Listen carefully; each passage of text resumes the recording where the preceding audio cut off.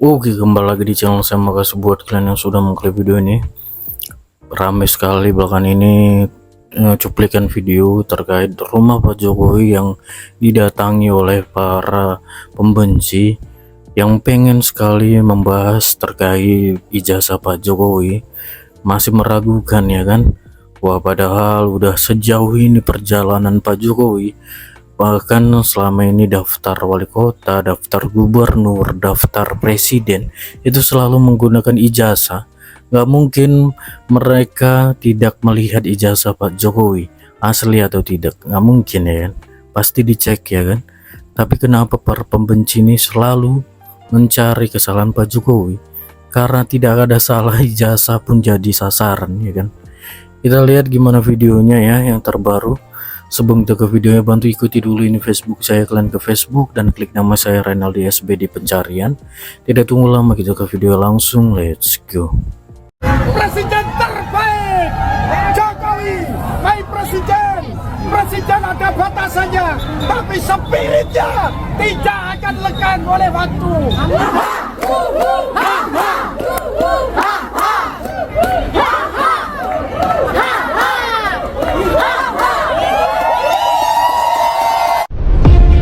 Para alumni UGM Angkatan 80 yang dulu bersama Jokowi mengenyam pendidikan di Fakultas Kehutanan UGM sama-sama menunjukkan sikap mereka yang mendukung kebenaran ijazah Jokowi.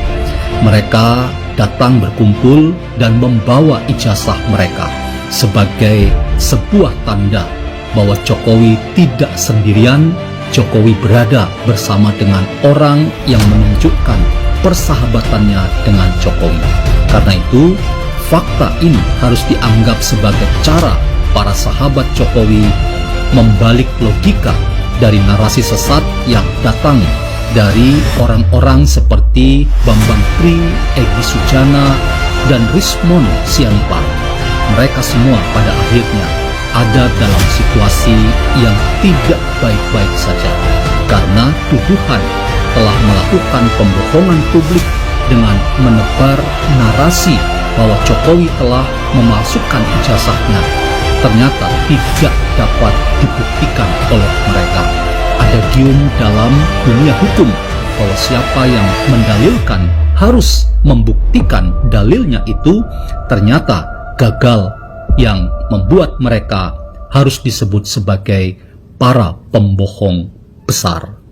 Pak Jokowi itu kembali lagi waktu nyalon wali kota Solo, otomatis kan KPU dan pimpinan partai akan menyelidiki ijazahnya, ya kan? Terus ternyata lolos, ya kan Bang? Berarti kalau terus yang kedua di KPUD DKI, itu juga kan semua kan yang mendukung Ibu Megawati, Pak Prabowo, ya kan. Terus waktu presiden ini Ibu Megawati juga, ya kan, dan partai ketua-ketua partai itu kan pasti kan tahu dong, paling nggak dari sekretariat partai kan akan menyelidiki, oh ini ijazahnya bagaimana. Terus ya kan, jadi mana mungkin semua KPUD dari Solo, DKI, KPU RI ini nggak aware gitu loh masalah ijazah ini gitu loh. Masa semua orang ini bisa dibohongin sih gitu loh. Tapi kembali lagi saya kan bilang Bang, bahwa tadi masalah tuduhan kayak Pak Jokowi ibunya Gerwani itu kan atau PKI kan akhirnya udah dibantah sendiri, saya bilang kayak Pak Lanyala. Tapi jadi belum ada satupun pembuktian yang dituduhkan orang ke Pak Jokowi ini secara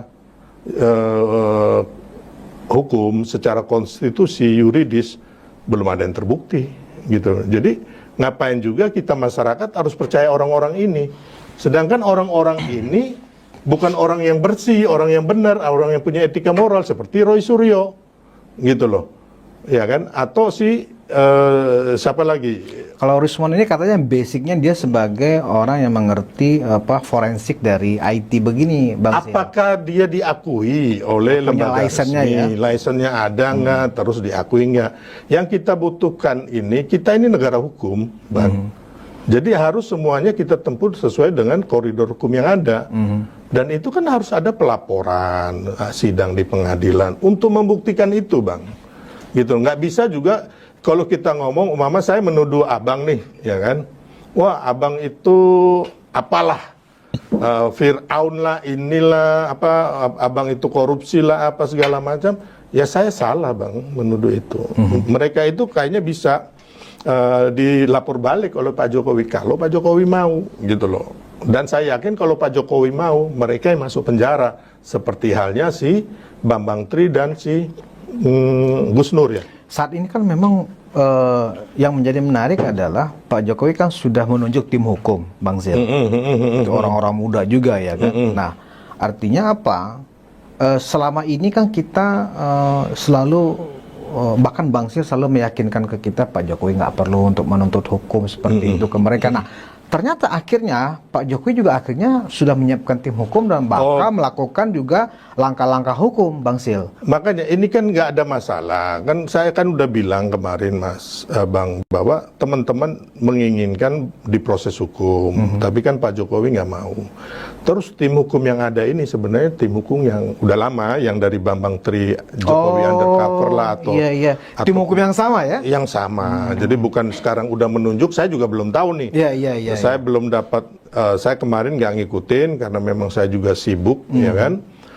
Bahkan saya belum sempat juga silaturahmi ke Pak Jokowi juga. Jadi ke Pak Prabowo juga saya telat gitu. Jadi hanya ke senior-senior yang lain lah, ya kan. Jadi intinya mungkin di sini juga saya mau mengucapkan minal aidin wal faidin kepada Pak Jokowi dan juga Pak Prabowo dan segenap rakyat Indonesia, Bang. Jadi intinya bahwa kalau memang harusnya idealnya ya diproses hukum, Pak Jokowi melapor balik gitu. Itu keinginan kita. Tapi kan kembali lagi kan kita tahu Pak Jokowi kan nggak suka begitu loh. Kecuali benar-benar saya nggak tahu nih apa Pak Jokowi punya pertimbangan apa. Ya akhirnya teman-teman tim hukum kemarin itu kan anaknya Bang Oto Hasibuan, ya kan berapa kali juga sama saya ke Solo ya. Ya, Yakob Hasibuan ya. Yakob sama saya berapa kali ke Solo. Nah, jadi intinya saya sih setuju-setuju saja gitu loh, Bang. Jadi tergantung lagi dari Pak Jokowinya. Tapi kalau saya lihat ya kan apa yang mereka lakukan ini sebenarnya nggak berdampak, Bang, gitu loh. Impactnya apa? Nggak ada. Ya kamu kalau mereka mau rame-rame ke UGM, terus UGM nggak mau terima, terus mereka mau bisa apa? Memang dampak atau ke rumah Pak Jokowi mau minta ijazahnya itu. Kalau Pak Jokowi tutup pagarnya mau ngapain? Gitu loh, Bang. Ya kan kita juga tahu juga, jangan salah loh, masyarakat Solo juga banyak mencintai Pak Jokowi. Kita nggak tahu apa yang terjadi ke depannya. Kayak kemarin waktu mereka ke rumah yang diberikan negara kan diusir mereka, dikejar-kejar di sana. Gitu loh. Jadi sebenarnya nggak ada impactnya gitu. Dan masyarakat, saya yakin bangsa kita juga, masyarakat juga pinter. Nggak mungkin lah mereka mau percaya kayak Roy Suryo yang berkali-kali udah bohong lah, udah fitnah lah, udah punya etika dan moral yang rendah ya. Saya lihat bagaimana dia berantem di bandara, itu ada video dan juga ada di media dia berantem di pesawat, terus dia bagaimana waktu itu menyanyikan Indonesia Raya yang salah lagi, dia mau ambil momentum, tahu-tahu dia nyanyi salah gitu loh, Bang.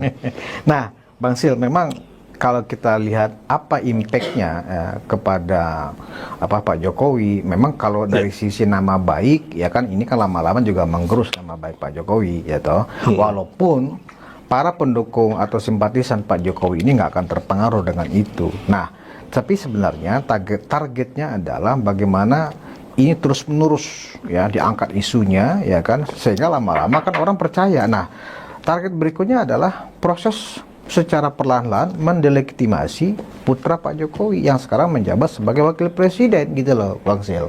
Jadi bukan hanya Mas Gibran, ini juga ke Pak Prabowo, satu paket mereka mau utak-atik lah. Bahkan gini, Bang, sekarang ini kan bukan hanya ke Pak Jokowi, Mas Gibran, Pak Prabowo juga diserang kok, gitu loh. Ya banyak juga orang yang pihak asing. Kalau orang bilang, wow itu ngomong Pak Prabowo kan selalu ngomong pihak. Memang benar, mereka udah ada rapat-rapat, kita tahu bang. Mereka udah biayain media, terus ada pengamat, politisi jahat, udah bang. Jadi ini kembali lagi ya kan, bukan hanya menyangkut Pak Jokowi atau Mas Gibran, ya kan. Desain besarnya adalah bagaimana mengacaukan, mengadu domba bangsa kita yang ujung-ujungnya termasuk adalah memaksulkan Prabowo Gibran, bukan hanya Mas Gibran. Terlalu gitu. jauh ya kalau memang target seperti itu, memang Iya, jauh kan dan kemarin naif kan sekali saya pikir kalau memang kan mereka bikin targetnya sampai seperti itu. bukan terlalu jauh kan, abang kemarin udah tahu bahwa dengar isu bahwa setelah Lebaran akan demo. Iya. Ya kan, tanggal 21 Mei, ya kan. Demo Habis itu besar-besaran, targetnya adalah Pak Prabowo dilengsarkan. Bahkan, Bang, sudah ada paranormal yang bicara ya. Saya lupa siapa yang suka paranormal artis itu, aku lupa namanya. Denny Darko itu bukan? Bukan, ada satu lagi, ya kan, bahwa nanti ada kudeta. Termasuk ada satu pendeta atau apa namanya Dautoni bahwa Indonesia ini akan krisis. Terus Pak Prabowo dijatuhkan. Sebenarnya kalau kita mau mengurusi ini bang, lebih baik kita mengurusi yang lebih besar. Serem sekali ya. Ya kan, mengenai bangsa kita gitu loh bang. Yang mereka mengatakan bahwa ada kudeta, ada krisis. Saya pikir itu. Kalau yang ini bang, ini urusannya juga nanti juga selesai gitu loh. Nggak ada apa-apanya gitu loh. Ya. Gitu. Gini Bang Sil, teman-teman di netizen juga sebenarnya juga heran.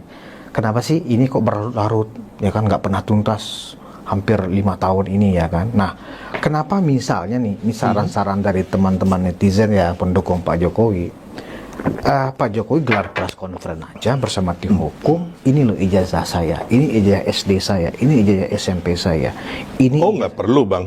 Kenapa itu nggak dilakukan supaya Karena itu ini nggak berlarut-larut? apa gitu yang loh. dilakukan orang ini kan juga nggak benar gitu loh bang. Ya kalau saya ya, tapi nggak tahu, nanti kita lihat aja. Karena ini bukan hal yang penting buat bangsa kita. Kita ini lagi ada kenaikan tarif impornya Trump, terus ada juga serangan-serangan mengenai program-program Pak Prabowo, katanya nggak bagus lah, nggak baik. Nah, sebenarnya kalau menurut saya ini lebih yang kita urusin dibanding hal-hal yang menurut saya sepele. Impactnya apa habis itu? Emang Pak Jokowi mau dipenjara? Terus Pak Jokowi sekarang presiden yang harus dimaksulkan? Kan enggak. Pak Jokowi masyarakat biasa. Dan saya 1 juta triliun % ya kan nggak yakin Pak Jokowi bersalah dan akhirnya masuk penjara gara-gara kasus ini bang. Abang tahu ya kan, Amin Rais, ya kan, Abraham Samad, terus teman-teman dari kayak Hasto, dari dulu bagaimana mereka mau memaksulkan Pak Jokowi. Yang susah hidupnya kan akhirnya mereka. Hasto masuk penjara, ya kan, terus si Amin Rais dilengsarkan dari PAN, di Partai Umat pun, Partai Kurcaci ini, Partai Liliput ini bang, dia ditendang gitu loh, jadi gelandangan politik, ya kan. Jadi saya berpikir biar aja ini alam dan Tuhan yang akan membalas mereka, nggak penting banget bang. Kalau saya ya, yang sekarang ini saya makanya sebagai pendukung Prabowo Gibran dan masih juga pendukung Pak Jokowi, bagaimana kita meyakinkan masyarakat kita agar optimis menyambut Indonesia agar maju ke depannya itu. Oke, itu dia video, gimana menurut kalian, dan sampai bertemu di video saya selanjutnya. Buah.